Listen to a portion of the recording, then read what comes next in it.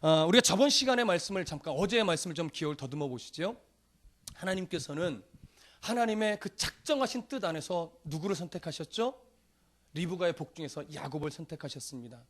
뱃속에 있을 때 선택하신 거였습니다. 이것이 선택과 유기라고 하는 아주 중요한 신학적인 입장에까지도 들어가지만 그 선택은 야곱이 어떤 특별해서라든가 야곱이 어떤 하나님을 향한 갈망이 뜨거워서라든가 이런 개념이 아니라 철저하게 야곱과 아무 상관없이 하나님의 선하신 뜻 때문이었습니다. 그렇기 때문에 사람에게는 그 어느 누구에게도 하나님의 선택을 받을 만한 조건이나 하나님의 복을 받을 만한 조건은 아무도 없습니다. 오직 누구의 뜻? 하나님의 뜻, 하나님의 은혜만입니다. 그래서 저나 여러분들이나 하나님의 백성이 됐고 말씀 앞에 섰다라는 것은 우리가 그래도 하나님 앞에 믿음이 좋다라고 하는 것이 아니라 모두가 다 중간선상이 아니라 지옥의 백성임에도 불구하고 아담의 범죄 이후에 지옥의 백성인데 이 백성 중에 우리는 그저 아무 공로 없이 하나님의 은혜를 입어 예수 그리스도의 보혈의 은혜가 우리에게 적용되어진 자들입니다. 그래서 야곱은 참 복된 자인 겁니다. 그러나 야곱은 그의 성향대로 하나님의 복을 스스로의 열심과 스스로의 노력으로 쟁취하려는 성향의 사람이었습니다. 그것이 여지없이 에서와의 관계 속에서 드러났고 팥죽을 거래하는 그 장면에서 드러났고 아버지를 속여서 장자의 그 축복을 받아내는 가로채는 그 모습에서 여지없이 드러났습니다. 그는 그렇게 하나님의 복을 자기가 애쓰고 자기가 머리 굴리면 쟁취할 수 있는 것으로 여겼습니다. 물론 리브가도 그렇게 가르쳤습니다. 그러나 그것은 야곱이 그렇게 빼앗았기 때문에 얻어진 것이 아니라 더 넓은 시각으로 보면 하나님이 이미 작정하셨던 복을 그냥 그러한 모습 가운데 그가 받을 수 있게 된 것뿐이었습니다. 그러나 그의 사기 행각을 통해서도 왜 하나님 그것을 막지 않고 그대로 받게 하셨습니까? 이유는 아직 야곱의 신앙 수준이 하나님이 너를 사랑한다 라고 하는 것을 배워야 되는 수준이었기 때문에 그렇습니다. 또한 그대로 복을 속임수였지만 그럼에도 불구하고 복을 받게 허락하신 이유는 내가 너를 그 복에 합당한 자로 이제부터 만져갈 것이다 라고 하는 하나님의 의지가 담겨 있는 것이었습니다. 이해되시죠? 그가 그 복에 합당한 자였기 때문에 받은 것이 아니에요. 그가 정말 그 하나님의 복을 갈망했고 그 열심이 특별해서 그래 네 열심 때문에 내가 준다 이게 아니에요 여러분. 그래서 여러분 하나님이 주신 복이라는 것은 여러분들이 뭐 40일 작정 금식 기도를 몇 번 했기 때문에 복을 받았다? 물론 그럴 수 있습니다. 그러나 정말 정직하게 목회자의 심정, 말씀을 중심에 정직하게 말하면 여러분들이 기도해서 받은 것 아니에요. 하나님이 이미 여러분들에게 주시고자 했던 복이었기 때문에 주신 거고 그 복을 왜 그렇게 끈덕지게 나의 환난과 고난 속에서 기도하게 만드셨느냐? 이유는 하나예요. 기도하게 만드시기 위해서. 기도하면서 내게 복 주시고자 했던 하나님의 마음을 깨달으라고요. 아시겠죠? 근데 아직 야곱은요 그 하나님을 충분하게 알아가고 있는 중이 아니라 조금 알았어요. 조금. 아시겠죠? 그래서 그 복을 받은 이후에 즉시로 어떤 시기로 돌입합니까? 이제 그 가로챈 복의 내용과는 전혀 상관없이 이제 도망자의 길을 가게 됩니다. 그래서 형 에서의 분노를 피해서 그를 죽이겠다고 하는 그 아주 그 강팍한 마음을 피해서 이제 삼촌 라반의 집으로 갈 때 광야에서 하나님을 만납니다. 하늘과 연결된 사닥다리를 보게 되고 거기서 천사들이 오르락내리락하는 장면을 보게 되고 그 위에 서 계신 하나님을 보게 되는 거죠. 왜 이 장면이 중요합니까? 지금까지 야곱은요, 야곱에 있어서 하나님은 부모를 통해서 귀로만 들었던 하나님이에요. 귀로만 하나님의 복 중에서 너에게 하나님이 말씀하셨다. 큰 자가 작은 자를 섬기리라. 두 민족의 두 백성이 네 복 중에 있구나. 큰 자가 작은 자를 섬기리라. 그 복 때문에, 그 말씀 때문에 끝까지 야곱은 자기의 성향대로 복을 쟁취하려는 사람이 되어버렸죠. 그러나 그렇게 귀로만 들었던 하나님을 이제 광야 그 길에서 100km 정도를 걸어온 베델이라고 이름 붙여진 그 곳에서 그는 하나님을 이제 체험하고 경험하게 됩니다. 그 경험 속에서 하나님이 그에게 말씀하신 것이 무엇입니까? 네 민족을 번성시켜 주리라. 네가 가는 길에 내가 함께해 줄 것이다. 이미 이 약속은 어느 때부터 해주셨던 약속이에요? 아브라함 때부터 이미 약속해 주셨던 거예요. 그 약속이 조금 더 구체적이고 확장돼서 누구에게 또 보여주셨어요? 이삭에게. 그리고 그 복이 또 이제 누구에게 조금 더 구체적으로 확장되어 보여주십니까? 야곱에게. 그리고 야곱의 12아들 때에서는 그 언약이 확장되어지는 개념도 있지만 그 언약이 이제 어떻게 돼? 구체적으로 실행이 되기 시작하는 거예요. 그래서 이스라엘 민족은 항상 누구의 하나님을 불러요? 아브라함의 하나님, 이삭의 하나님, 야곱의 하나님. 유다의 하나님은 찾지 않아요. 요셉의 하나님도 찾지 않아요. 아브라함, 이삭, 야곱의 하나님. 그 하나님이 자기가 아브라함에게 언약하셨던 것, 또한 이삭에게 계속해서 언약을 확증시켜 주셨던 것, 그리고 야곱에게 확증시켜 주셨던 그 언약을 성경의 역사 대대로 하나님은 신실하게 지켜내셨습니다. 그 절정이 제가 볼 때는 사사기입니다. 사사기 성경 공부를 저와 함께한 성도들은 머릿속에 딱 그림이 오실 텐데, 사사기는요 처음부터 끝까지 구원받을 수 없는 참 악한 백성이라는 얘기예요. 그래서 사사기 첫 장부터 맨 마지막 장에 갈 때마다 그래프가 커집니다. 어떻게요? 하나님을 거절하고 배반하여 자기 소견에 옳은 대로 살았던 그 흔적, 그 악행이 더 커지는 그래프예요. 뒤로 갈수록. 그래서 가장 하나님 앞에 완악했던 사사가 누구예요? 삼손이에요. 여러분들 삼손에 대한 기대를 좀 깨십시오. 삼손은요 처음부터 끝까지 자기 소견에 옳은 대로 사사의 길을 걸어갔던 사람이에요. 근데 놀라운 것은 그런 삼손을 하나님이 버려요? 안 버려요.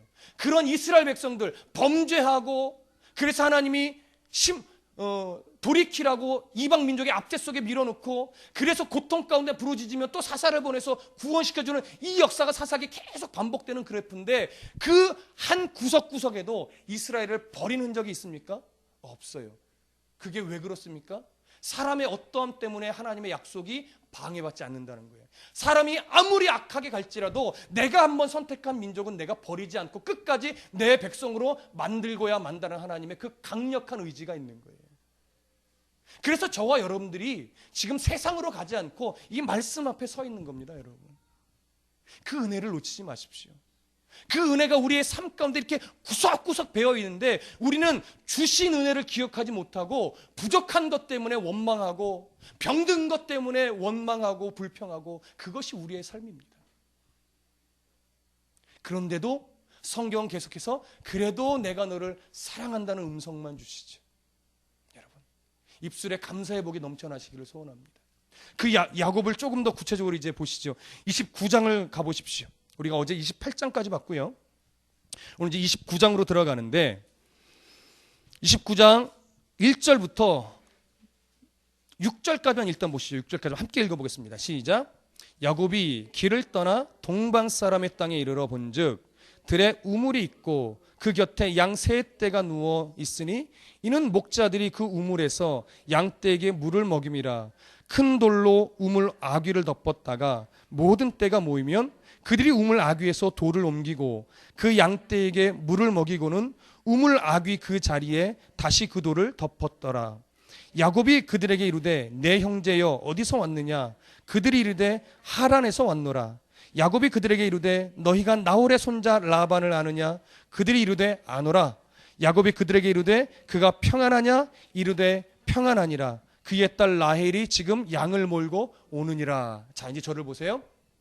야곱이 베델에서 그 하나님을 경험하고 나서 이제 대략 900km 정도를 또 여행한 거예요.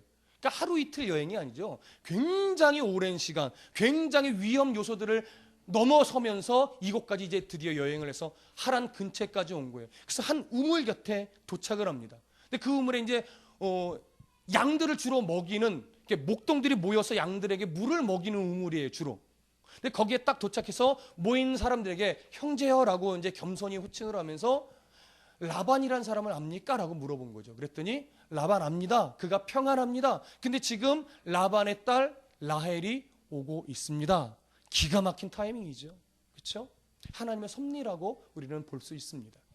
그 가운데 라헬이 오니까 야곱이 이렇게 말을 해요. 7절 함께 읽어봅니다. 시작. 야곱이 이르되 해가 아직 높은즉 가축 모일 때가 아니더니 양에게 물을 먹이고 가서 뜯게 하라. 이 내용이 뭐냐면요, 해가 아직 높은즉 가축 모일 때가 아니니, 이 얘기는 당시에는요 이 우물이라는 건 공동 우물이에요. 가축에게 물을 먹이는 공동 우물이라서 아무 때나 와서 물을 먹일 수 있는 것이 아니라 거의 약속된 시간에 여러 목동들이 같이 모여서 그때 모이면 우물 위에 덮었던 크고 무거운 돌이 있어요. 그걸 함께 힘을 모아서 옮겨놓고 물을 떠서 물을 먹입니다. 그 다음에 다시 큰 돌을 옮겨 놓는 거예요. 그래서 한두 사람 갖고는 이걸 잘 옮길 수가 없어요. 근데 왜 덮어놓냐면 일단은 오염되지 않게 하기 위해서, 그리고 함부로 물을 낭비하지 않기 위해서, 그리고 어떤 동물들이 와서 지 멋대로 물을 먹다가 빠지면 완전 오염되지 않는 그런 것들을 방지하는 거예요. 그래서 대부분 해가 어느 정도 질 무렵에, 뜨거울 때는 물을 먹일 수 없으니까 어느 정도 질 무렵에 다 같이 모여서 그때 되면 목동들이 같이 이 돌 뚜껑을 옮겨놓고 물을 먹이고 다시 덮어놓고 자기 일들을 보는 겁니다. 근데 지금 라헬이 오고 있잖아요. 그러니까 라헬이 자기 이제 친척인 걸 알고 그에게 조금 더 잘 보이기 위해서 뭐라고 말하냐면, 해가 아직 높지만 아직 물을 먹일 때가 안 됐지만 내가 도와줄 테니 빨리 물을 먹이고 당신들은 가십시오. 이렇게 된 거예요. 이 장면이 이해가 되세요? 그랬더니 8절에서 이렇게 말하죠. 그들이 이르되 우리가 그리하지 못하겠노라. 때가 다 모이고 목자들이 우물 아귀에서 돌을 옮겨야 우리가 양에게 물을 먹이느니라. 그래서 싫다고 그랬어요.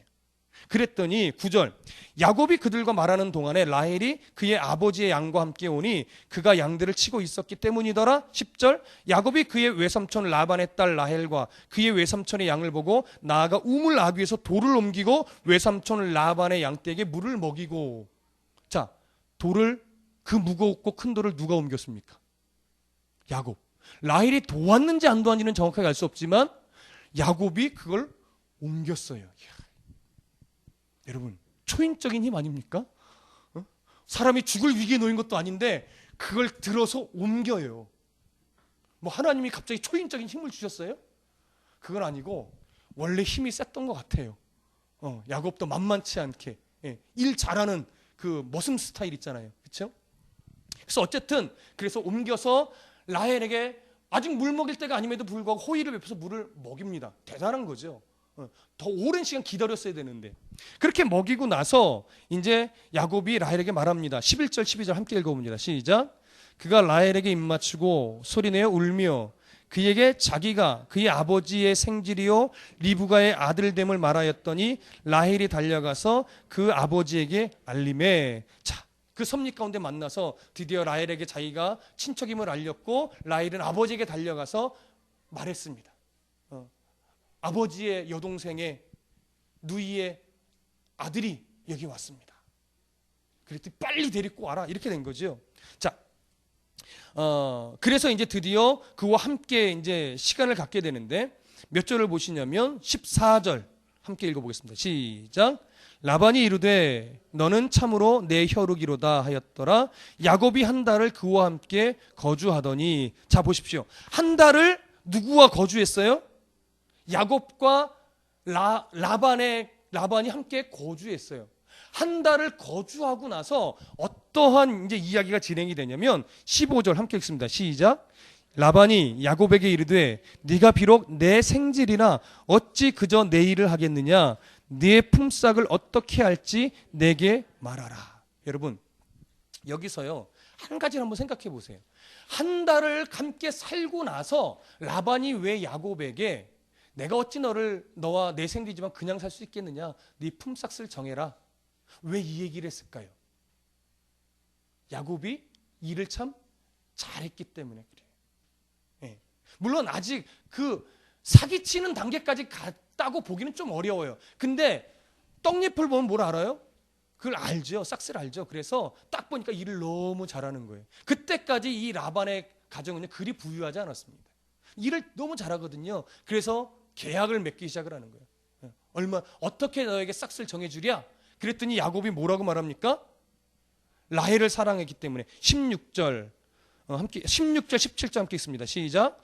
라반에게 두 딸이 있으니 언니의 이름은 레아요 아우의 이름은 라헬이라. 레아는 시력이 약하고 라헬은 곱고 아립다우니. 18절 야곱이 라헬을 더 사랑함으로 대답하되 내가 외삼촌의 작은 딸 라헬을 위하여 삼촌에게 7년을 섬기리이다.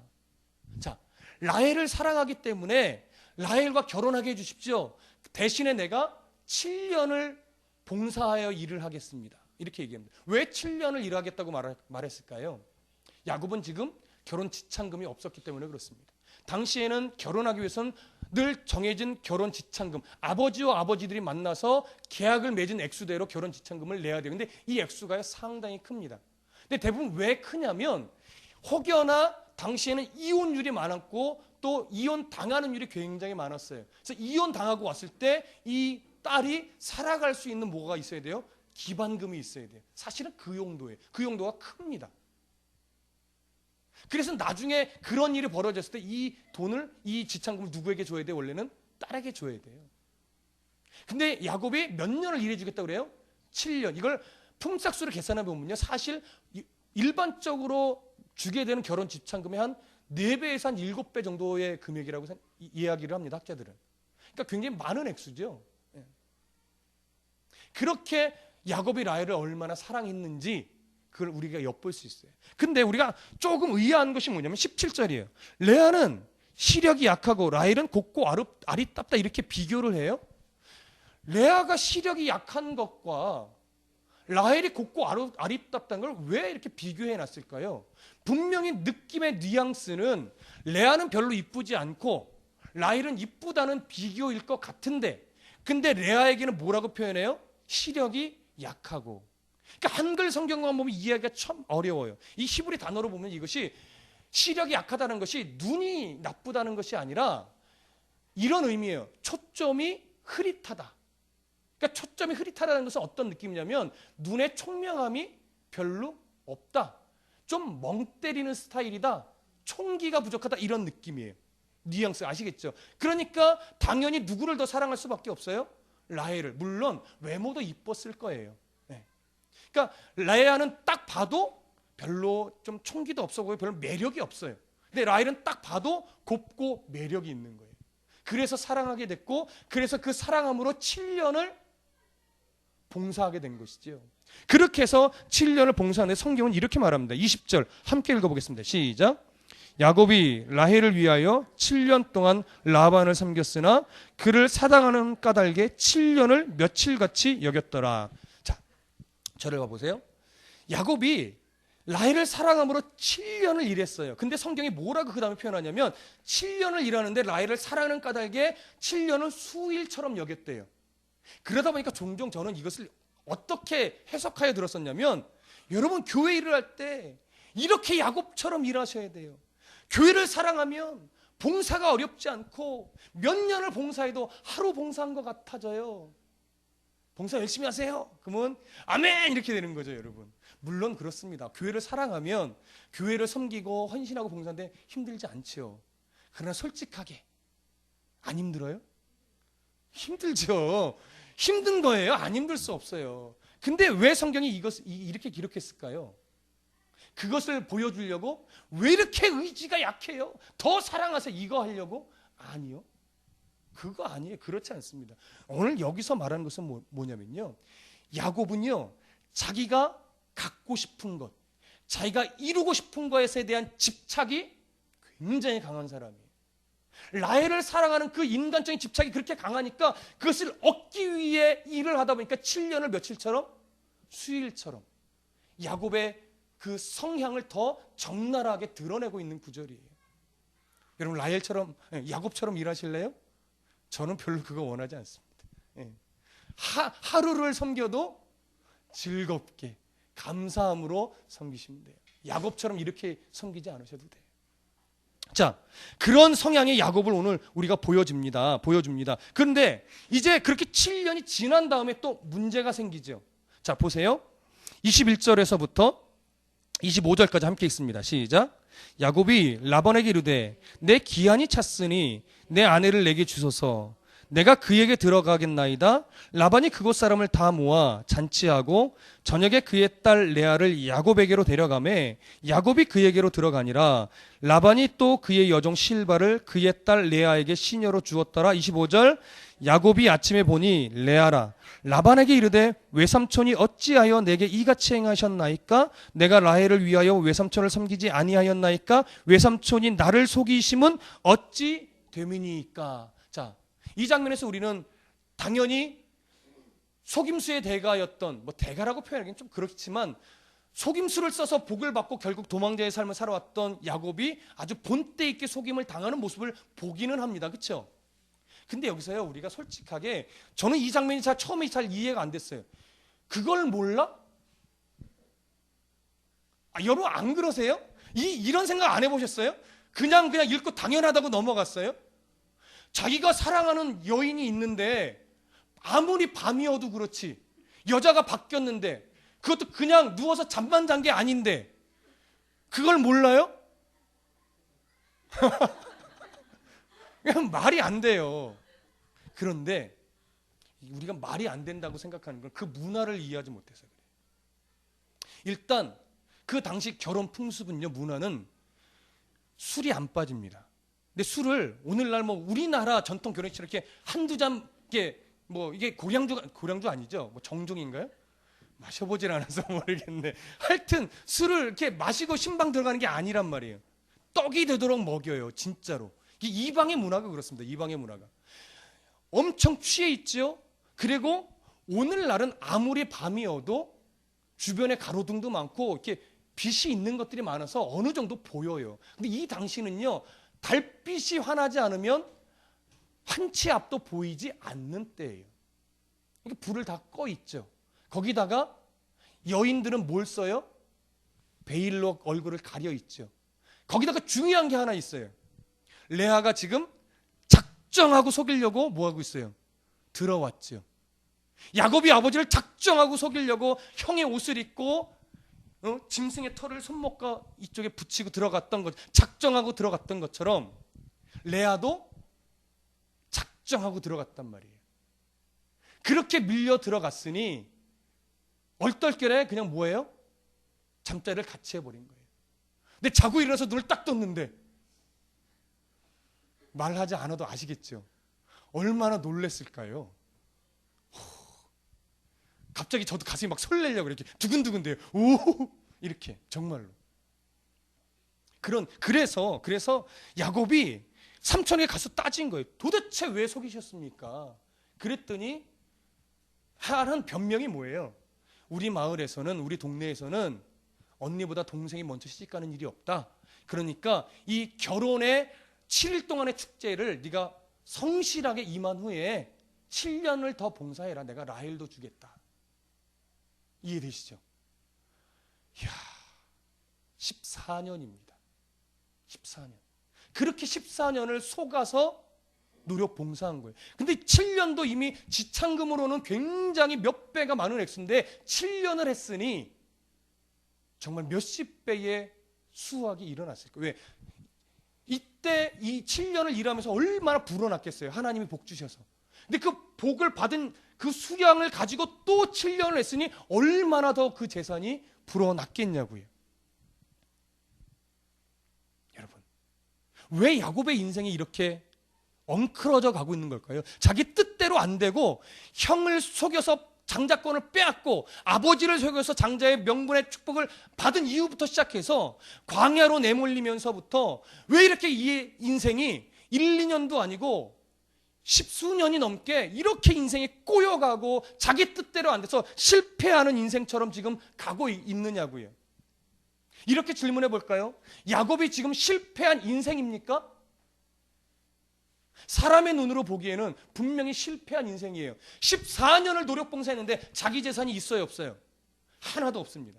조금 있는 거 아니에요. 하나도 없습니다. 그저 결혼했고 그저 먹고 살았을 뿐이에요. 완전히 꼬였죠. 1, 2년도 아니고 14년을. 왜 이렇게 꼬였을까요? 왜 이렇게 실패한 것처럼 보인 인생일까요? 그러나 세상은 그를 향하여, 그 당시 야곱을 향하여 실패한 인생이라고 손가락질할 겁니다. 그러나 하나님이 보실 때는 그게 실패한 인생이에요? 아니요. 하나님이 그를 만져가시는 방법이었고 과정이었단 말이에요. 뭘 만져가세요? 그의 성향.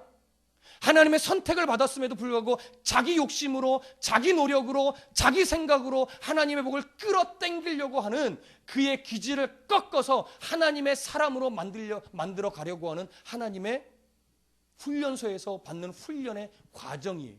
이걸 못 보면 실패한 인생처럼 여겨지는 거예요. 이걸 보면 내가 잘 가고 있구나, 더 잘 훈련 받아야지, 이런 믿음의 고백을 하게 되는 거예요. 여러분, 이 믿음의 수준이 돼야 돼요. 그러나 아직 야곱은 그걸 보는 수준은 되지 않았습니다. 그러나 분명히 우리는 이제 와서 성경을 통해서 살펴보면 그것은 실패한 인생이 아닌 거죠. 그리스도인의 인생이 똑같습니다, 여러분. 환난을 겪을 당시는 이해할 수 없어요. 고난의 길을 내년이면 끝나려나? 그 좀 몇 년만 지나면 좀 좋아지려나 했는데 그래도 정말로 해결되지 않고 더 한강 건너니 더 넓은 강이 있고 그 강 건너니 이제는 산이 있고 이런 식으로 돼버리면 정말 막막하고 답답한 거예요. 그때는 이해 못해요. 그래서 원망하고 불평하고 때로는 집어 던지고 싶은 때가 오는 거지요. 그러나 세월이 흘러서 그때 왜 하나님이 나를 그 고난의 길로 몰아넣으셨는가를 비로소 깨달았을 때는 그 길이 없었다면 지금 내 모습이 없었겠구나 라고 하는 고백을 할 수밖에 없게 되는 거예요. 그래서 야곱은요, 아유 미련한 야곱이 아니라 야, 꼭 내 인생이구나 이렇게 보게 될 수밖에 없는 거예요. 야곱은 지금 아직 그 과정에 아직도 초입에 있습니다. 14년이지만. 그래서 어떤 사람은 좀 길어요. 어떤 사람은 다른 사람에 비해서는 좀 짧을 수 있어요. 그러나 내가 겪는 고난이 제일 긴 법이에요. 그 고난의 길을 잘 견디고 넘어서야 하나님의 뜻을 발견하고 하나님의 이루시는 그 하나님의 역사를 보게 되고 인정하게 될 수 있는 신앙의 자리까지 가게 되는 것입니다.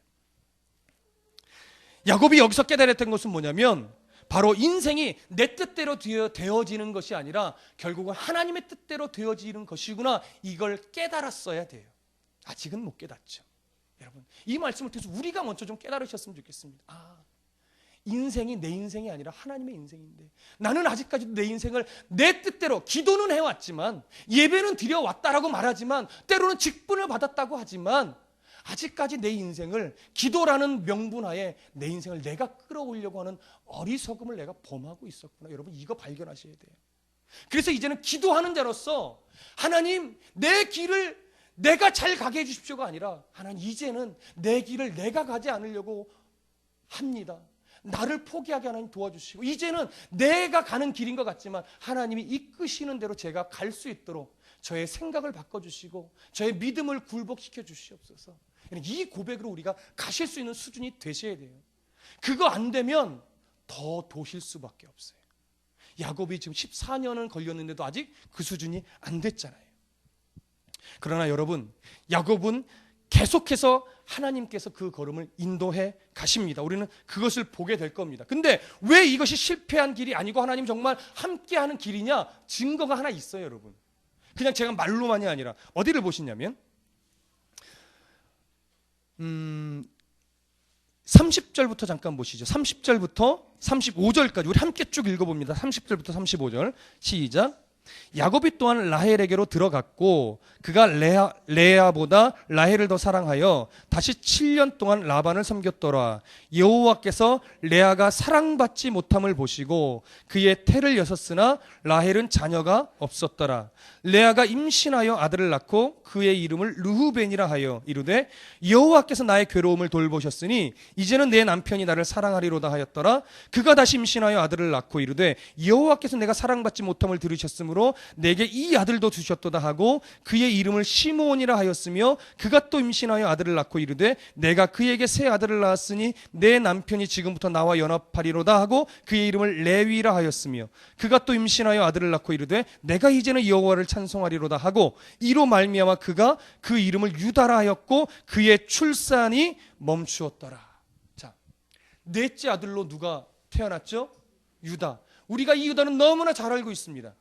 야곱의 넷째 아들이지만 혈통상 누구의 조상이 됩니까? 예수 그리스도의 조상이 됩니다.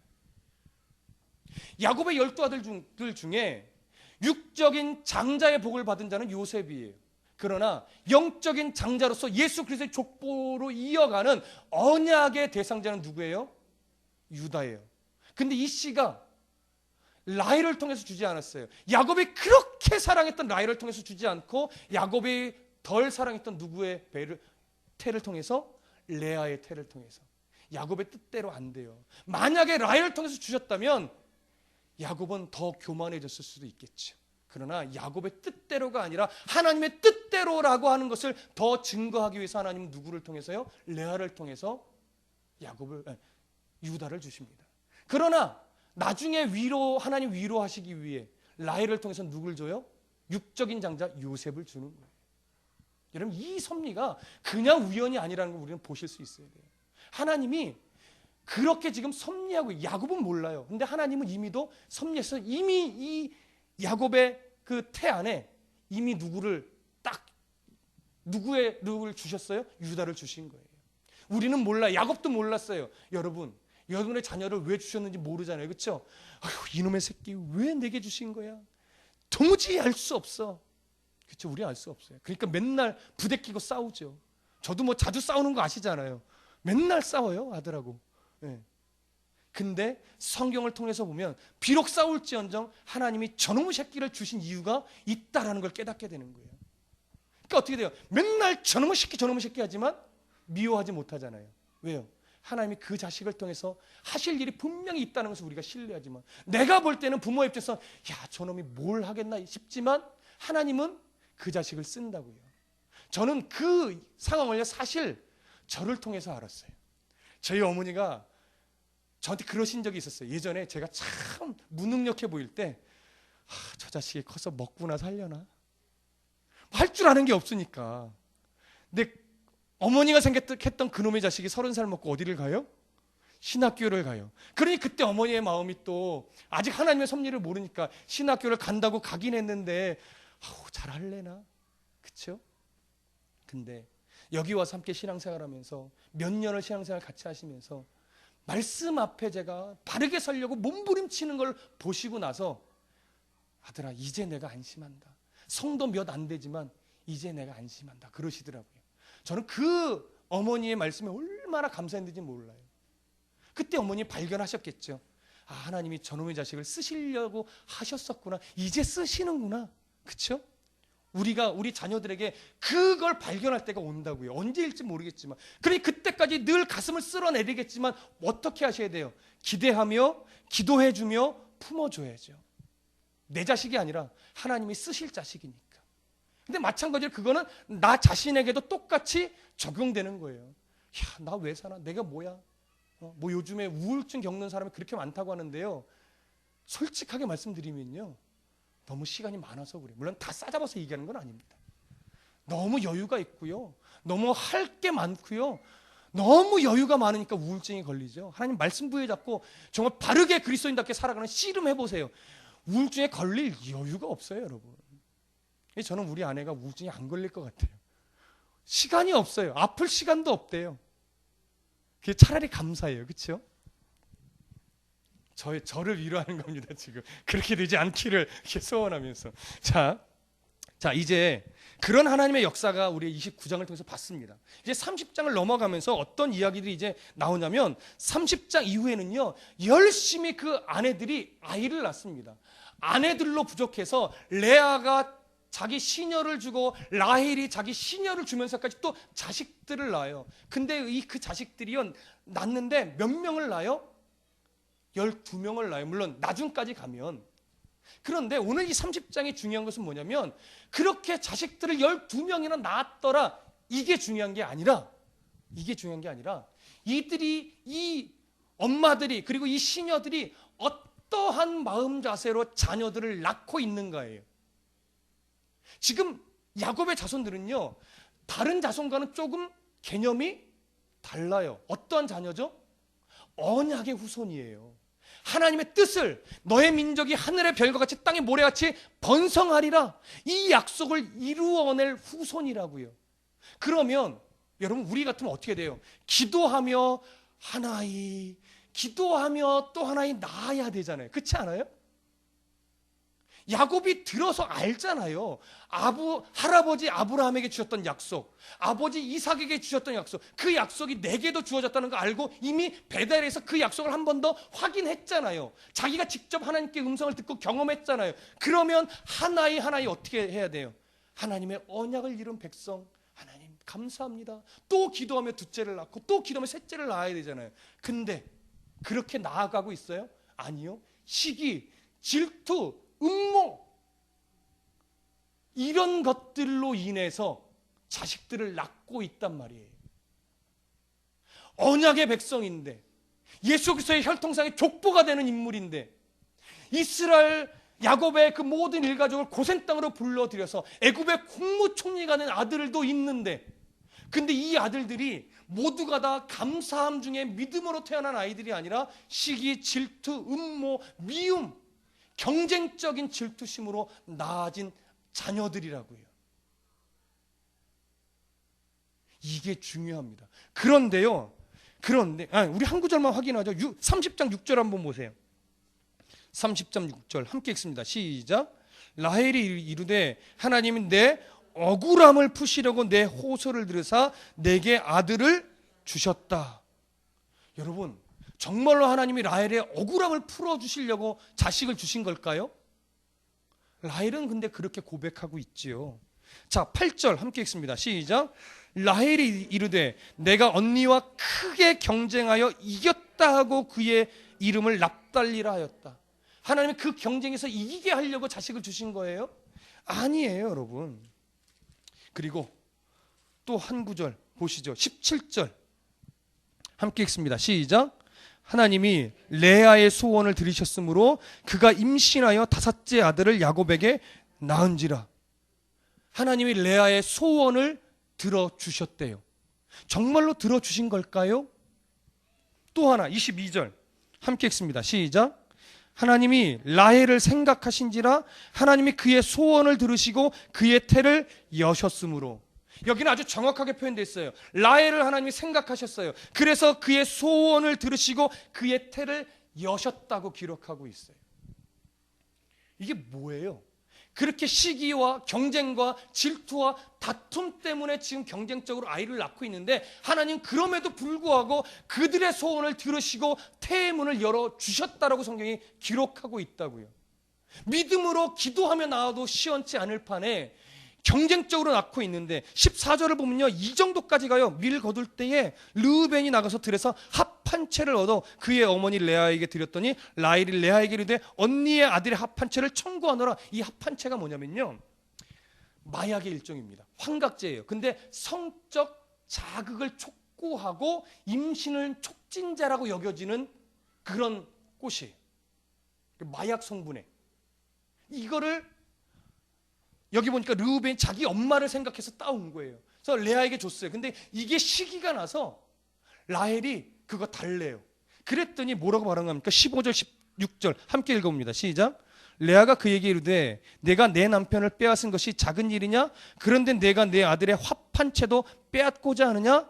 라헬이 이르되, 이제 잘 보세요. 그러면 언니의 아들의 합 한 채 대신에 오늘 밤에 내 남편이 언니와 동침하리라. 거래 조건이 뭐예요? 남편과 합방하는 거예요. 그래서 16절 보니까 저물 때에 야곱이 들에서 돌아오매 레아가 나와서 그를 영접하여 이르되 내게로 들어오라. 내가 내 아들의 합 한 채로 당신을 샀노라. 그 밤에 야곱이 그와 함께 동침하였더라. 이렇게 동침하게 된 거예요. 그런데 17절에 뭐라고 말해요? 하나님이 레아의 소원을 들으셨으므로 그가 임신하여 다섯째 아들을 야곱에게 낳은지라. 이게 도대체 뭡니까?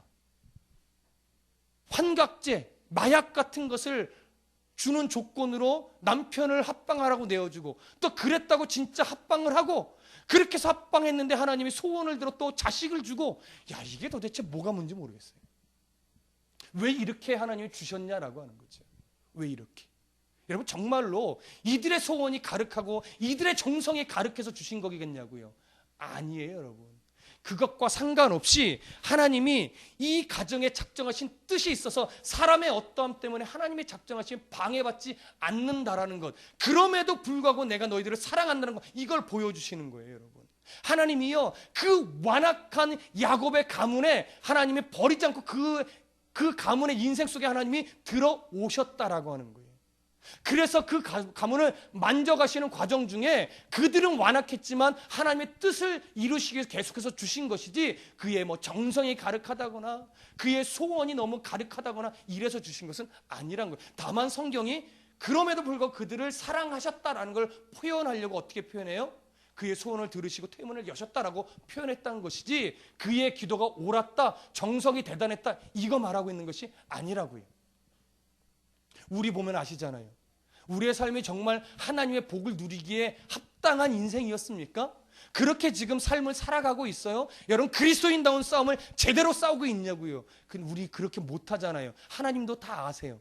그럼에도 불구하고 하나님은 우리의 인생을 붙잡고 주실 복은 주고 걷어가실 것은 걷어가시고 기다리라고 멈춰 세우실 것은 멈춰 세우신단 말이에요.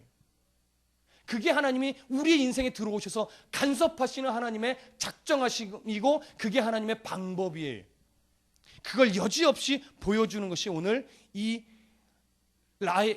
야곱의 아내들, 또 첩의 자식들이 낳는 장면에 담긴 큰 의미인 것입니다. 그 하나님을 보실 수 있기를 바랍니다. 자, 이제 그렇게 해서 14년이 더 흘러갔겠죠. 몇 년이 더 흘러갔겠죠. 뭐 1년이든 2년이든 그렇게 해서 자식들을 낳습니다. 그 내용을 이야기하고요. 그러고 나서 이제 25절을 함께 읽어봅니다. 시작. 라헬이 요셉을 낳았을 때에 야곱이 라반에게 이르되 나를 보내어 내 고향 나의 땅으로 가게 하시되. 자,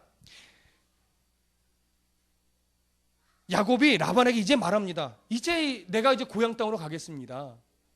이렇게 말했더니 그 다음 구절에서 뭘 얘기하냐면 야곱과 라반이 이제 다시 한번 계약을 맺습니다. 그 장면이에요. 내가 너에게 뭘 해주면 떠나지 않을래? 어떻게 계약하면 떠나지 않을래? 이렇게 이야기를 하는 것이죠. 이때 야곱이요, 이런 거래, 이렇게 고향으로 가겠다는 게 제가 문맥 속에서 이해하기는 정말 고향으로 가고 싶어서가 아니라 이제 재계약할 빌미를 찾기 위해서 그랬던 것으로 저는 보여져요. 주석에 그렇게 되어 있지 않아서 단정 지을 수는 없지만 앞뒤 문맥을 보면 그렇게밖에 저는 이해를 할 수밖에 없겠더라고요. 그래서 정말 그의 의도대로 재계약에 들어가는데 놀라운 것은 이겁니다. 자, 32절 함께 읽습니다. 시작.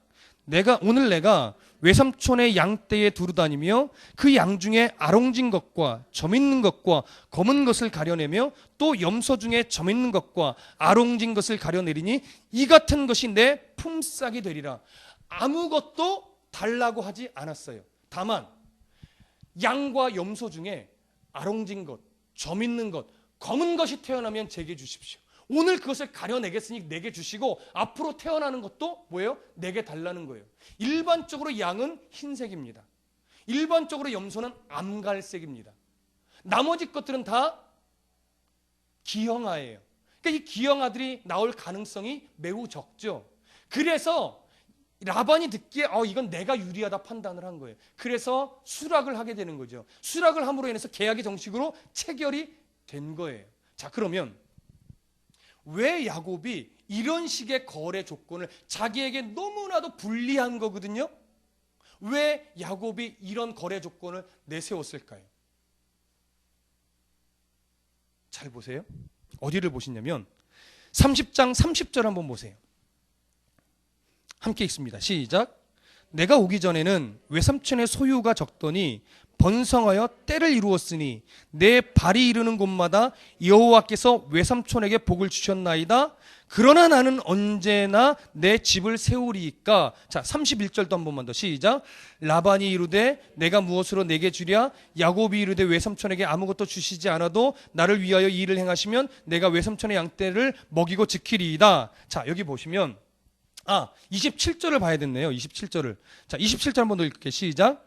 라반이 그에게 이르되 여호와께서 너로 말미암아 내게 복 주신 줄을 내가 깨달았노니. 거기까지만요. 보세요. 야곱이 라반의 집에 들어올 그 당시에는 라반이 부유했어요, 가난했어요? 가난했어요. 근데 야곱이 그 집에서 일을 한 14년 동안 엄청난 부자가 됐어요. 그러나 부자가 됐을 때 라반이나 야곱이나 동일하게 인정하고 있는 건 뭐예요? 하나님이 복 주셨기 때문이라는 거예요. 야곱이 한 단계 뭐예요? 사실은 수준이 좀 올라갔어요.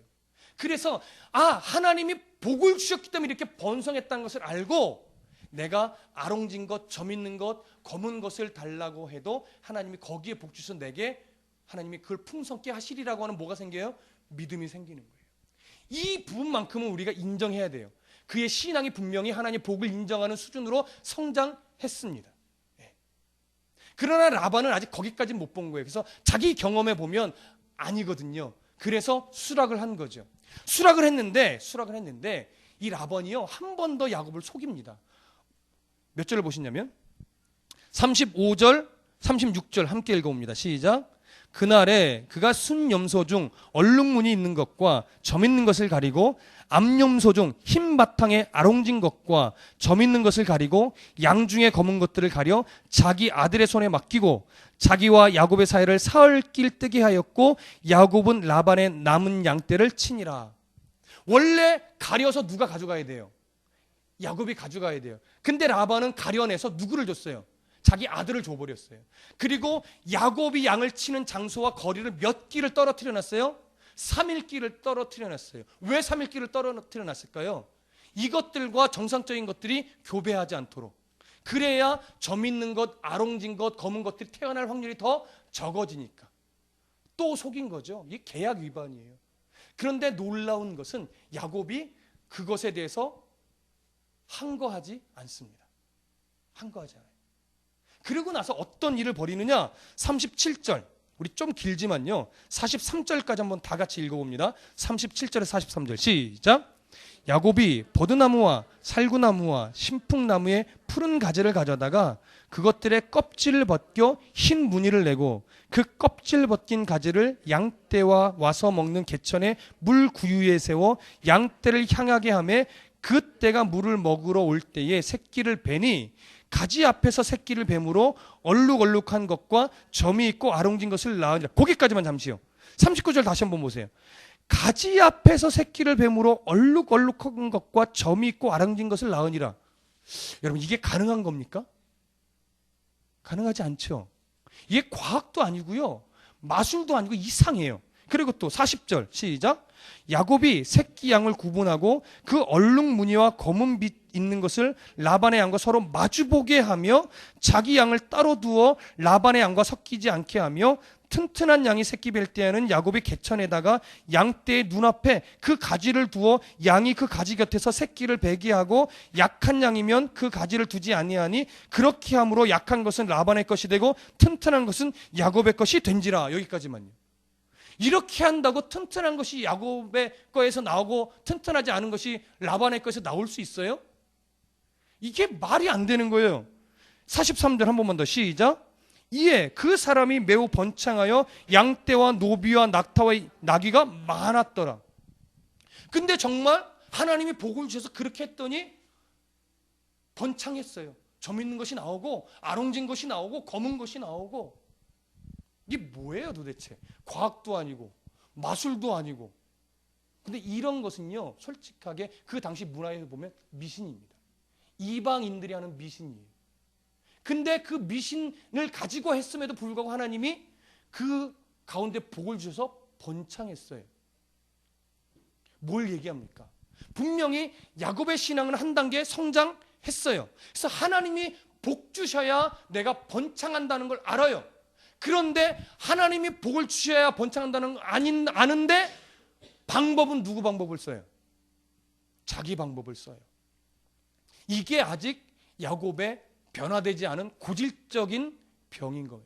고질적인 내용이에요. 하나님을 알아요. 하나님의 복을 소망해요. 근데 방법은 누구 방법이요? 내 방법을 써요. 하나님의 때를 기다리지 않아요. 이해되십니까? 그리스도인의 삶이 꼭 이렇습니다. 다 하나님 사랑하죠. 하나님이 은혜로 산다라고 늘 고백하죠. 하나님이 은혜 주셔야 한다고 늘 부르짖죠. 그래서 때로는 금식하죠. 그래서 때로는 막 작정 헌금도 하지요.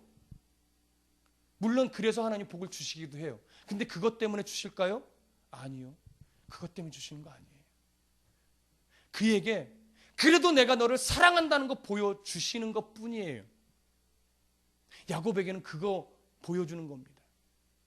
그리고 아직 이 사람의 야곱의 연약함이기 때문에 하나님이 그럼에도 불구하고 하나님의 복을 소망하며 자기의 방법대로 일하여 하나님의 능력을 끌어올려고 하는 아직 거래하는 식의 신앙이에요. 그럼에도 불구하고 복을 주신 이유는 내가 그럼에도 불구하고 네 편이라는 것을 보여주시는 거예요. 아직 이 수준이 안 되니까, 아직 말해도 깨달을 만한 수준이 안 되니까 한 단계는 올라섰지만 아직 수준이 미약하니까 그래도 내가 너를 사랑하는 걸 보여줄게 하면서 그럼에도 불구하고 복을 주시는 것뿐이에요. 그가 기도를 잘해서 그가 헌신이 좋아서 주신 것이 아니라고요. 우리들도 똑바로 아셔야 됩니다, 여러분. 그래서 신앙을요, 자칫 미신적으로 하는 그리스도인들이 참 많아요. 정성으로 승부하려고 그래요. 봉사로 승부하려고 그래요. 어제도 말씀드렸죠. 신앙은 내가 얼마나 기도를 많이 했느냐, 내가 얼마나 헌금을 많이 했느냐, 내가 얼마나 직분을 오래 감당했느냐, 이것이 신앙의 승부점이 아니라고요. 그건 뭐예요? 훈련이에요. 훈련. 섬기는 훈련, 직분을 감당하는 훈련, 기도하는 훈련, 그래서 낮아지는 훈련을 하고, 그래서 겸손해지는 훈련을 하고, 그래서 섬기는 훈련을 한 거예요. 그 훈련을 그렇게 교회 안에서 거룩하게 받은 후에 진짜 신앙생활은 어디서요? 삶의 현장에서요. 가정에서, 이웃과의 관계 속에서, 직장에서 동료의 관계 속에서, 또 세상의 가치관 속에서 하는 거예요. 거기서 어떤 모습으로요? 정말로 낮아짐으로 하나님의 형상을 드러내고, 섬김으로 하나님의 영광을 드러내면서, 당신 같으면 내가 예수 믿을 것 같아, 당신 같은 예수쟁이만 있으면 좋겠어, 이런 소리 들을 수 있도록 그 현장에서 드러나는 것이지, 교회에서 아무리 거룩한 척 떨어봤자 그것은 훈련일 뿐이에요, 여러분. 훈련 잘 받아놓고 내가 할 도리를 다 했대요. 어리석은 거예요. 훈련 받아놨으면 이제 어디로 가야 돼요? 세상으로 가야죠. 근데 세상에서는 자기 욕심대로 살아요. 자기 방법으로 살아요. 야곱과 같은 겁니다. 그러나 야곱을 사랑했던 하나님은 그럼에도 불구하고 우리를 사랑하셔. 이거 없었으면 우리는 벌써 버림받았죠. 이 사랑을 발견하시라고요. 이 사랑을. 자, 이제 오늘 마지막 장으로 들어갑니다. 오늘은 31장까지 할 건데요. 드디어 이제 그렇게 해서 야곱은 계속 엄청나게 번성을 했고 라반은 별로 번성하지 않았습니다. 그랬더니 이제 라반이 드디어 본색을 드러냅니다. 자, 1절부터 31장 1절부터 3절까지 함께 읽습니다. 시작. 야곱이 라반의 아들들이 하는 말을 들은즉 야곱이 우리 아버지의 소유를 다 빼앗고 우리 아버지의 소유로 말미암아 이 모든 재물을 모았다 하는지라. 야곱이 라반의 안색을 본즉 자기에게 대하여 전과 같지 아니하더라. 여호와께서 야곱에게 이르시되 네 조상의 땅 네 족속에게로 돌아가라. 내가 너와 함께 있으리라 하신지라. 드디어 이제 하나님이, 이전에는 야곱이 자기 꾀로 내가 고향으로 돌아가겠습니다 말을 했던 것뿐이고, 이제 드디어 하나님이 야곱을 이끌어 내시기 시작합니다. 그래서 3절에 네 족속, 내 조상의 땅, 내 족속에게로 돌아가라. 내가 너와 함께 있으리라. 이 말씀을 야곱에게 비로소 주십니다. 자, 그래서 이제 야곱이 고향으로 돌아갈 마음을 품게 되죠. 4절부터 7절까지, 4절부터 8절까지 함께 읽어봅니다. 시작. 야곱이 사람을 보내어 라헬과 레아를 자기 양떼가 있는 들로 불러다가 그들에게 이르되 내가 그대들의 아버지의 안색을 본즉 내게 대하여 전과 같지 아니하도다. 그러할지라도 내 아버지 하나님은 나와 함께 계셨느니라. 그대들도 알거니와 내가 힘을 다하여 그대들의 아버지를 섬겼거늘 그대들의 아버지가 나를 속여 품삯을 10번이나 변경하였느니라. 그러나 하나님이 그를 막으사 나를 해치지 못하게 하셨으며 그가 이르기를 점 있는 것이 내 싹이 되리라 하면 온 양떼가 낳은 것이 점 있는 것이요 또 얼룩무늬 있는 것이 내 싹이 되리라 하면 온 양떼가 낳은 것이 얼룩무늬 있는 것이니. 9절까지요. 하나님이 이같이 그대들의 아버지의 가축을 빼앗아 내게 주셨느니라. 이것을 이제 아내들에게 얘기를 하는 것이죠. 뭐라고 말해요? 너희들의 아버지가 제 계약을 맺었음에도 불구하고 몇 번이나 나를 속였다고요? 10번이나 속였다고요. 이 말은 뭐냐면요, 쉽게 얘기하면 이런 거예요. 좀 시간이 지나다 보니까 계속해서 점 있는 것, 아롱진 것, 검은 것만 나오는 거에서 또 바꿔요. 안 되겠다. 계약 바꾼다. 이제부터는 아롱진 것만 네 거야. 그때부터는 뭐만 나와요? 아롱진 것만 나와요. 그래서 이 라반이 또 화가 났어요. 아니요, 이제 바꿔. 이제부터는 점 있는 것만 네 거야. 그랬더니 그때부터 뭐만 나와요? 점 있는 것만 나와요. 이랬단 얘기예요. 근데 그렇게 엎치락 뒤치락 바꾼 것이 몇 번? 10번이라고요.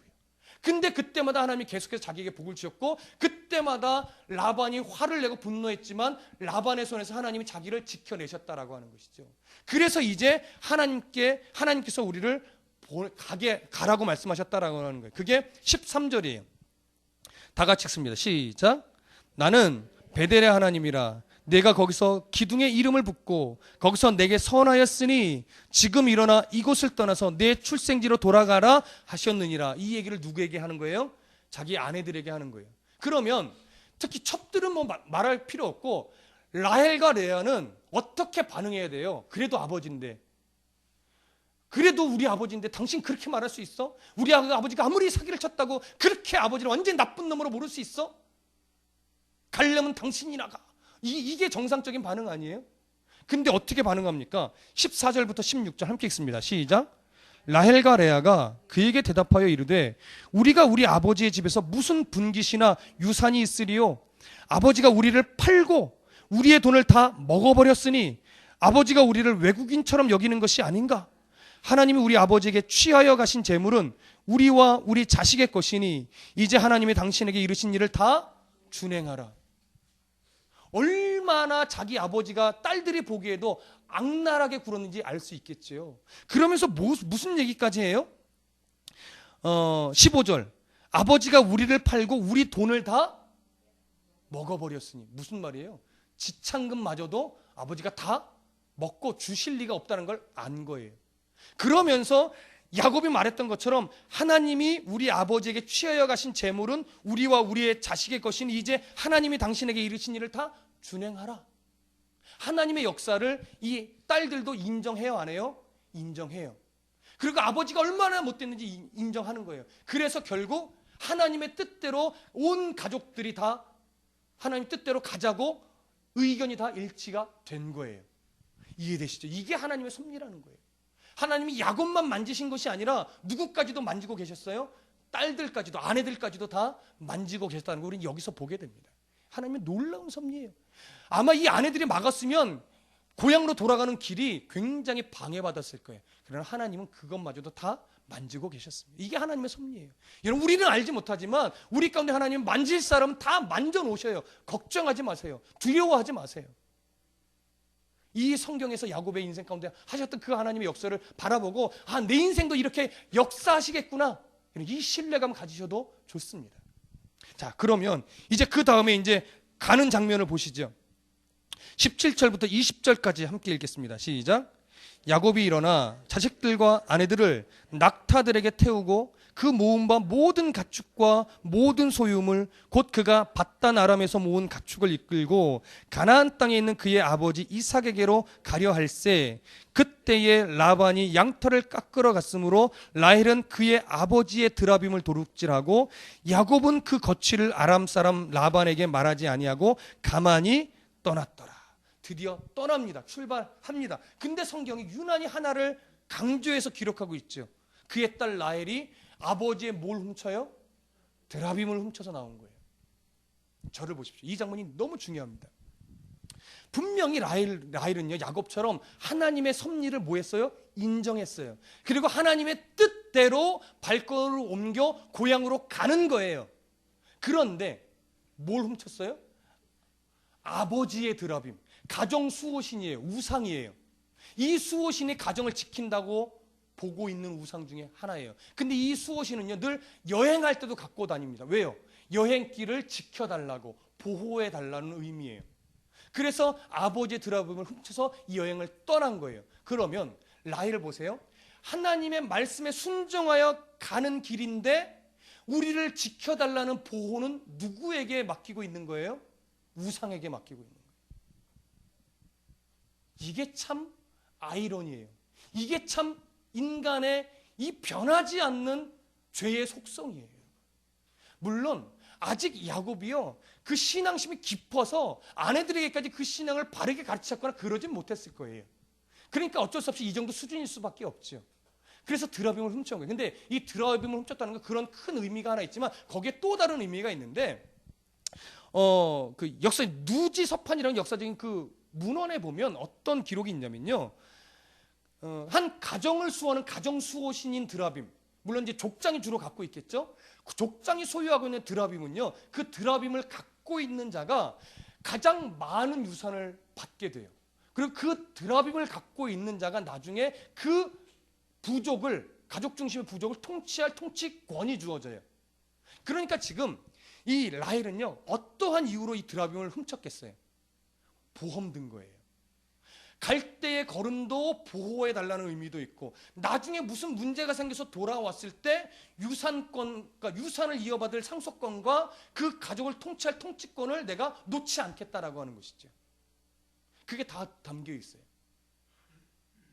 여지없이 끊어버려야 하는데, 근데 하나님이 나중에 그걸 끊어버립니다. 그 장면은 이제 내일 우리가 보게 될 텐데, 하여튼 그런 이유에, 그러니까 지금 하나님의 뜻과 인간적인 우상을 섬김의 사람의 그런 욕심이 같이 짬뽕이 돼서 지금 가고 있는 거예요. 가고 있는 거예요. 신앙의 시작은 이럴 수 있습니다, 여러분. 누구나 다. 그렇죠? 자, 또 이어서 봅니다. 그런데 21절에서부터 24절까지 함께 있습니다. 시작. 그가 그의 모든 소유를 이끌고 강을 건너 길르앗 산을 향하여 도망한 지 3일 만에 야곱이 도망한 것이 라반에게 들린지라 라반이 그 형제를 거느리고 7일을 쫓아 길르앗 산에서 그에게 이르렀더니 밤에 하나님이 아람 사람 라반에게 현몽하여 이르시되 너는 삼가 야곱에게 선악간에 말하지 말라 하셨더라. 결국 그것이 알려지고 라반과 그의 사람들이 쫓아왔어요. 근데 쫓아오는 길목에서 하나님이 이 라반에게 나타나서 그의 입을 막아버리죠. 야곱에게 아무 말도 하지 말아라. 하나님이 이미도 섭리하셨어요. 그렇게 해서 그 하나님의 섭리 가운데 결국은 입을 봉해진 상태로 야곱을 만나요. 만나고 나서 하나님 입을 막아서 정말 그를 대적할 수 없게 되니까 하나만 요구하죠. 뭘 요구해요? 내 드라빔 내놔라. 내 드라빔 내놔라. 자, 그랬더니 그 장면이 이제 30절인데요. 30절 함께 읽어봅니다. 시작. 이제 네가 내 아버지 집을 사모하여 돌아가려는 것은 옳거니와 어찌 내 신을 도둑질하였느냐. 이어서 읽어봅니다.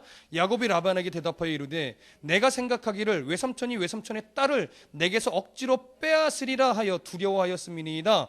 외삼촌의 신을 누구에게서 찾든지 그는 살지 못할 것이요 우리 형제들 앞에서 무엇이든지 외삼촌의 것이 발견되거든 외삼촌에게로 가져가소서 하니 야곱은 라헬이 그것을 도둑질한 줄을 알지 못함이었더라. 야곱이 알지 못하고 호언장담하는 거예요. 누구든지 누구에게서든지 발견되면 내가 죽이겠습니다. 마음껏 찾아보십시오. 그랬더니 라헬이 그 드라빔을 어디에다가 숨깁니까? 안장에다가 숨기죠. 자, 34절 35절 읽어보겠습니다. 시작. 라헬이 드라빔을 가져 낙타 안장 아래에 놓고 그 위에 앉은지라 라반이 그 장막에서 찾다가 찾아내지 못하매 라헬이 그의 아버지에게 이르되 마침 생리가 있어 일어나 영접할 수 없사오니 내 주는 노하지 마소서 하니라. 라반이 그 드라빔을 두루 찾다가 찾아내지 못한지라. 이것은요 지금 말 위에 앉은 게 아니라 안장을 걷어서 자기 장막 안에 있는 거예요. 지금 라반이 레아의 장막을 다 뒤지고 이제 라헬의 장막에 들어간 거예요. 들어갔더니 라헬이 그 안장 밑에 숨겨놓고 그 위에 안장을 얹은 다음에 자기가 그 위에 앉아 있는 거예요. 그러니까 안장이 좀 이렇게 골이 있잖아요, 그렇죠? 그래서 크기가 어떤 사람은 막 그 드럼이 팔뚝만 할 것이다 이렇게 말하기도 하는데 이 상황을 보면 팔뚝만 할 수는 없을 것 같아요. 그럼 숨기기 어렵죠. 아마 손에 쥐을 정도의 크기였을 것이다라고 보는 게 대부분의 학자들의 견해입니다. 근데 앉아서 뭐라고 말하냐면 아버지 용서하시옵소서 제가 생리 중이라 일어날 수 없습니다. 그랬더니 그 안장 밑은 검사를 하지 않았어요. 왜 라헬이 생리 중이란 말을 했을까요? 그렇죠. 유대인도 마찬가지지만 이방 사람들도 모두 다 생리 중인 여자는 하혈을 하기 때문에 부정하다고 여겼어요. 그래서 그 부정한 자를 만지거나 가까이 하지 않습니다. 그런 부정을 타기 때문에. 그래서 그 밑을 점검하지 않은 거예요. 그래서 그냥 못 찾고 돌아간 겁니다. 근데 여기서요 참 놀라운 진리 하나를 여러분 우리가 발견하셔야 돼요. 뭐냐면 자, 라헬이 드라빔을 왜 훔쳐왔다고요? 여행길에 보호받기 위해서. 그런데 여자의 손에 훔침을 당할 정도의 신밖에 안 되고요. 부정한 여인 엉덩이에 숨어서 빠져나오지 못하는 신일 뿐이에요. 그렇죠? 근데 그런 신에다가 뭘 요구를 하고 있어요? 지켜주세요. 보호해주세요. 하나님을 인정하는 여인이에요. 근데 이런 말도 안 되는 드라빔에게 자기 가는 길, 인생을 보호를 맡기고 있다고요. 그리스도인이라 아무리 그리스도인이라 할지라도 하나님 믿는다 하지만 실제로 여러분 뭘 의지하십니까? 정말 하나님만 의지하십니까? 예전에 저에게 어느 분이 이런 질문을 했어요. 목사님, 정말 예수를 제가 잘 믿고 싶은데 이 보험을 들어야 될지 말아야 될지 모르겠어요. 여러분, 예수 믿는 사람이 보험 들어야 될까요? 말아야 될까요? 노후 보장을 위해서 연금을 해야 될까요? 말아야 될까요? 들어도 돼요, 여러분. 하셔도 돼요.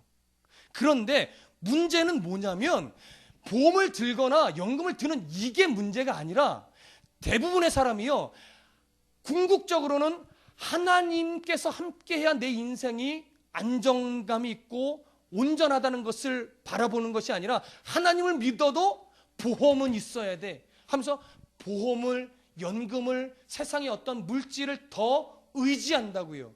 그래서 하나님과 멀어지는 것으로 두려워하는 성도보다 물질이 없어서 두렵고 노후 보장이 아직 제대로 안 돼 있어서 걱정하고 연민하는 사람이 더 많다고요. 이게 문제라고요, 여러분. 저도 보험 있어요. 그게 제가 그 보험을 하나님보다 더 의지할까요? 아니요. 언제든지 저는 그 보험을 없앨 용기 있어요. 다만 아직 하나님이 그 보험을 통해서 이 목회 그 개척 초기에 저희한테 유익을 주시더라고요. 그러니까 그냥 아직은 들고 있는 거예요. 다만 그거 없어도 하나님이 그거 걷어가시면 제 인생을 책임지시겠죠. 기껏해야 굶기기 시밖에 더 하겠습니까? 숨을 거두면 복된 하나님의 나라 가겠죠. 누구나 다 죽음으로 불러요. 요즘은요, 하나님이 대부분 뭘로 부르시는 줄 아세요? 암으로 불러요. 또 대부분요, 교통사고로 불러요. 그게 불행하다고요? 예수 믿지 않는 사람은 참 불행한 죽음 죽었다고 말할 수 있지요. 예수 믿는 사람은요, 그래서 담대해요. 교통사고로도 죽어도요, 비명 행사가 아니라, 객사가 아니라 하나님이 부르셨어, 본향으로 가셨어라고 즐겁게 말할 수 있어요. 여러분, 그래서 제가 부탁드리잖아요. 제가 죽걸랑 저의 시신을 제발 병원 장례식장에 좀 모시지 마시고 교회다가도 좀 놓고, 교회에다가 이렇게 앞에 놓고 예배하는 것처럼 좀 기쁨의 찬송 좀 불러주시고 저를 화장해 주십시오. 찬송도 좀 해주시고 특송도 해주시고, 우리 우쿨렐레 팀 그때 저 장례식장에서 우쿨렐레 좀 해주세요. 그런데 또 그때 우쿨렐레 한다고 뭐 요단강 건너가 이런 찬송 좀 부르지 마시고 할렐루야 우리 주 뭐 찬송하고 경배하는 이 찬송 좀 불러주세요. 막 슬픈 노래 부르지 마시고. 아시겠어요? 죽음에 있어서 암으로 부르든 교통사고로도 부르든 죽음에 있어서만큼은 정말 감사할 수 있는 것이 그리스도인의 특권이라고요. 근데 이 특권을 못 누려요. 왜요? 아직도 세상적인 안목을 버리지 못했거든요. 아직도 세상적인 가치관을 가지고 살아가고 있거든요. 여러분, 라헬이 드라빔을 갖고 온 것과 별반 다를 거 없어요, 여러분. 나는 다르다고요? 천만의 말씀. 잘 찝어보세요. 뭐가 다른가? 뭐가 다른 게 있나? 근데 불변의 진리가 거기에 또 있죠. 그럼에도 불구하고 하나님이 라헬을 또 야곱을 버리시지 않아요. 끝까지 포기하지 않고 붙잡으셔서 그런 연약하고 그런 말도 안 되는 상황이지만 그를 지켜내셔요. 그리고 결국은 어떤 고백을 듣습니까? 야곱에게 창세기 49장에서 이렇게 고백하게 만들죠. 야곱을 축복하면서 내가 너에게 비는 축복이 내 부여조의 축복보다 더 좋다, 더 크다, 이렇게 말해요. 왜요?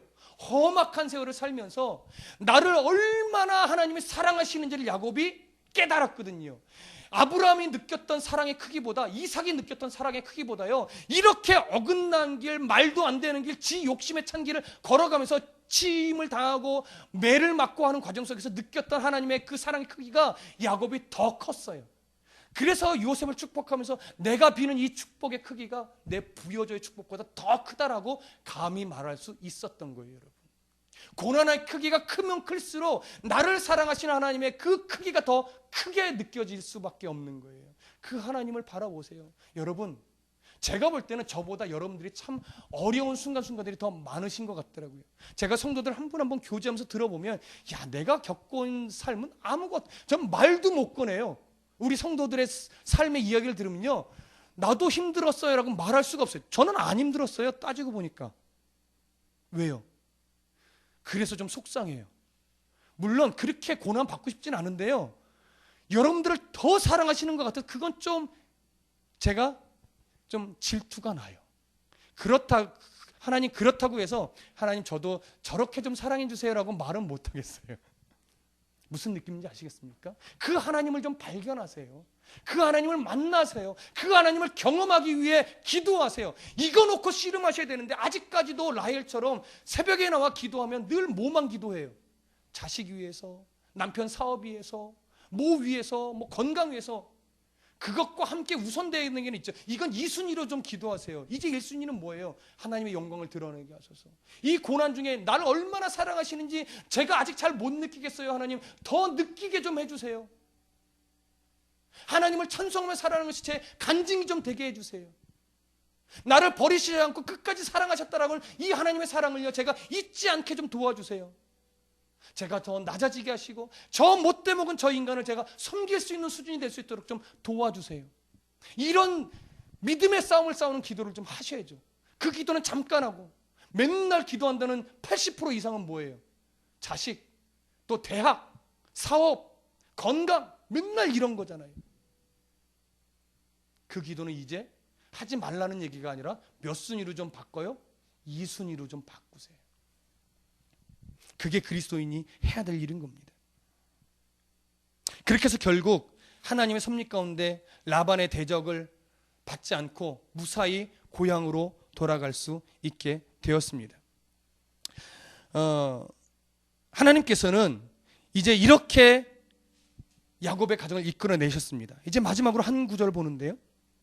52절을 보시죠. 52절 함께 읽습니다. 야곱과 라반이 이제 정식 계약을 맺는데 어떤 계약이냐? 함께 읽습니다. 시작. 이 무더기가 증거가 되고 이 기둥이 증거가 되나니 내가 이 무덤을 넘어 내게로 가서 해하지 않을 것이요 내가 이 무더기 이 기둥을 넘어 내게로 와서 해하지 아니할 것이라. 자, 기둥을 기준으로 해서 라반도 야곱에게로 넘어가서 공격하지 않겠다고 말했고 야곱도 라반에게로 넘어가서 공격하지 않겠다라는 계약을 체결합니다. 이것이 정식 계약이 된 거예요.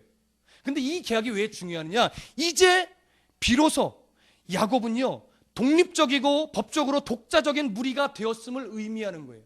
이 독자적인 무리가 되었다는 건 뭐예요? 이제부터 이제 언약의 후손으로서 언약의 백성을 이루어갈 하나님의 만지심과 그 계획을 이제 또 본격적으로 시작을 하신다는 얘기예요.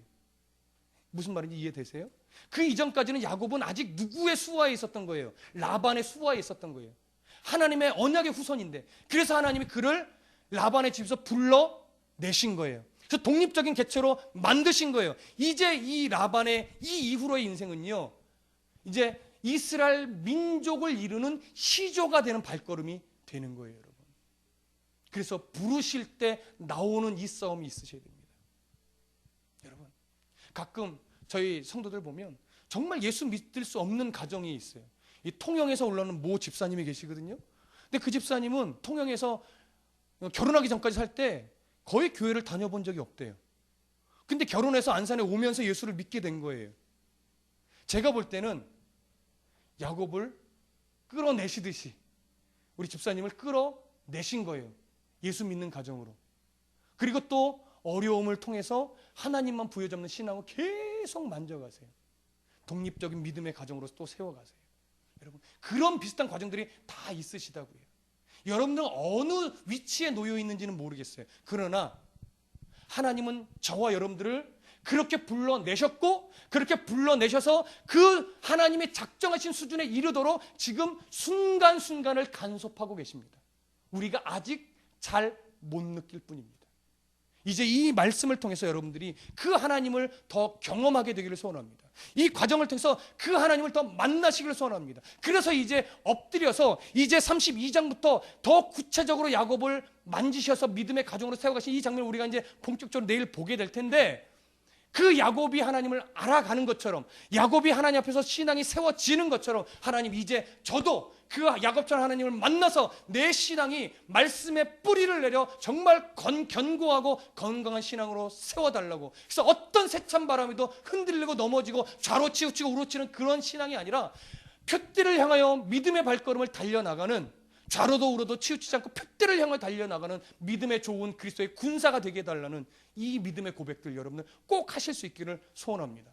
이 복이 야곱에게 임했던 포기하지 않고 다듬어 가시는 이 하나님의 복이 오늘 저와 여러분들 가운데 임하시기를 간절히 소원합니다.